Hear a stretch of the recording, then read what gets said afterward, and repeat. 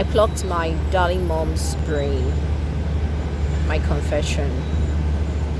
Plucked. Like, I removed her brain. I disengaged her brain. I have a confession to make. Okay, so it's not what you think. I won't pluck my mother's brain now. I picked her brain. Yes, I picked her brain. So during youth service, there was days to passing out. There was this core member that just, contacted me from the blues, and I don't know how he got my number, but he chatted me up, and we got talking. Yeah. So after passing out, we still maintain communication.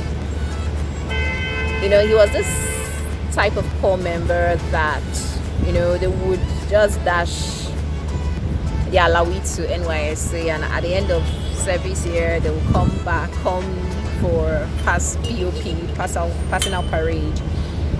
So he fell in that category. So after passing out, after we finished youth service, the guy still kept in touch and all of that. So he was always calling me, and my mom noticed that a particular guy was always calling me at a particular time. So moms now, more African mothers and Nigerian mothers, they ask me, Uche, who is this guy that is calling you every time? Who is this? When they notice that maybe some guys are calling you or a guy is calling you, they'll bring up that topic, that ancient and modern topic. So, like, what's going on? Who is he? What does he want? Okay, so I just said my mom. I first of all told her where, she wanted to know where the guy comes from, what the guy does for a living and all of that. Moms now, how moms behave. So I told her where the guy comes from. He comes from Akwa Ibom, and my mom like, is he a Christian? Which church does he attend? I said okay, and now told my mom the church he attends. So that church, that denomination that said that the people that will go to heaven have been counted, and they come to preach to you or share witness to you, and you tell them to maybe sing one song for you, they will not agree. Those people. That's his church. The name of their church starts with J, and the first letter of the word starts with J, and the second word starts with letter W. You know what I mean? Okay, so I told my mom that. She said, Uche, those people will make you hate your parents, hate your siblings, blah blah blah. And then when she learned that the guy is from Akwa Ibom, hey, mom said, you want to go to those people? They are bad. They are this. They are that. And all of that. So mom is what Igbos, how Igbos describe people from either Calabar or Akwa Ibom, because maybe of their unique dialect. You want to marry a man and all of that. So mom was just reiki, me. I was like, but mom, I mean, no tribe has the monopoly of being evil or doing evil. And we too, Igbos, there are evil people among Igbo people now. So what are you saying? Well, all I was doing was just to catch for, because the whole expression on her face was just epic. You needed to see her facial expression. Uche, no, Uche, Biko, don't do this. As if I wanted to commit suicide. She was just begging me, Uche, daddy, don't leave me here. It could be wow. I'm like, Uche, daddy, don't do this to me. Do you want to break my heart? Say I won't marry. I said, mommy, but I needed to talk to her. Like, let her get something straight. Now, that some parents, they are always particular about the tribe you get married from or get married to. Intertribal marriages. So our parents, Nigerian parents, African parents, are more particular about the tribe rather than the personality of the people getting married to or their children are getting married to.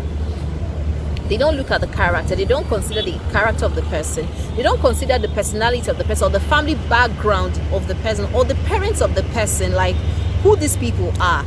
They only are biased about the tribal differences and the fact that maybe this person does not speak Igbo, or this person is Yoruba or Hausa or so I try to make my own mother understand that in as much as, yes, I understand her concerns and all of that, maybe language barrier and all of that, but it's more important to be to focus on the personality of the guy or the lady. So this is for parents. I don't know how these are parents who see this thing, but this is for our parents. I think they should be more concerned about who their children are getting married to. That man or that lady their son wants to marry, or that man their daughter wants to marry, they should be more concerned about the character of the person. Does the person respect their daughters or their sons? Do those people respect and value their children? Is it the kind of man or woman that they will get married to, and before the first year anniversary they're already separated or divorced? I think we should pay less attention to language differences, to tribal differences, and see ourselves as one. Okay, so I told her mom, see, if I go somewhere and I meet a Zulu man or a Ghanaian man or a Hausa man or Yoruba man or an ethnic man that I like, and it's the will of God, will you kick against it? She was just looking at me like this. I said, yes, will you? It's the will of God that if it's the will of God that I marry a Zulu man from South Africa, or I marry from Hausa or Yoruba land, or maybe Efik, it mustn't be Igbo. So let's just have an open mind to these things. We can't just put God in a box and say it has to be Igbo, it has to be Yoruba, it has to be Hausa and all of that. So, but at the end of the day, two things I took out from the whole thing was, even as children, as adults, we need to earn our parents' trust, in the sense that they need to trust our sense of judgment. They need to know that, okay, this lady has considered our concerns, or has us or takes note of our reservations about certain people from certain maybe backgrounds or tribe. However, I know that this my daughter or this my son will make a good decision. So there was this guy I dated, and he's Yoruba, and one day I asked him, what would your parents do if they find out that you have an Igbo girlfriend, a lady from Igbo land as a girlfriend, or lady you want to get married to? And there was something he said to me that I really, really loved. And he said, my parents trust my sense of judgment. So if I say I'm marrying an Igbo lady, they won't question my decision, because they trust that I would make the right choice, or they trust that I will make a good decision about who to spend the rest of my life with. And that really, was, commendable. So, ladies and gentlemen, singles in the house, it's important that you earn the trust of your parents. Let them trust your sense of judgment. Let them know that beyond the fine face, beyond the fine body, you are looking at someone who you're going to spend the rest of your life with. Not managing, not patching things up in your marriage, but live with that person till you're old, you're gray and fragile. So I thought I should just drop this here.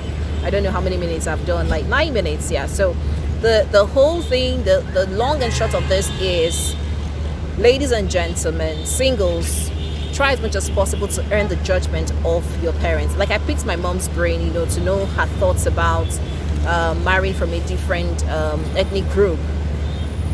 I know that if I bring a Zulu man now and all boxes ticked and checked, she will have no option than to give her consent, especially if it's God's will. She won't fight God now. She won't. So let me know what you think about this, and like my video. You can share my video too. Alright, just Uche's musings, just bouncing off some thoughts in my head. Is your lady Uche Akomas. Bye for now.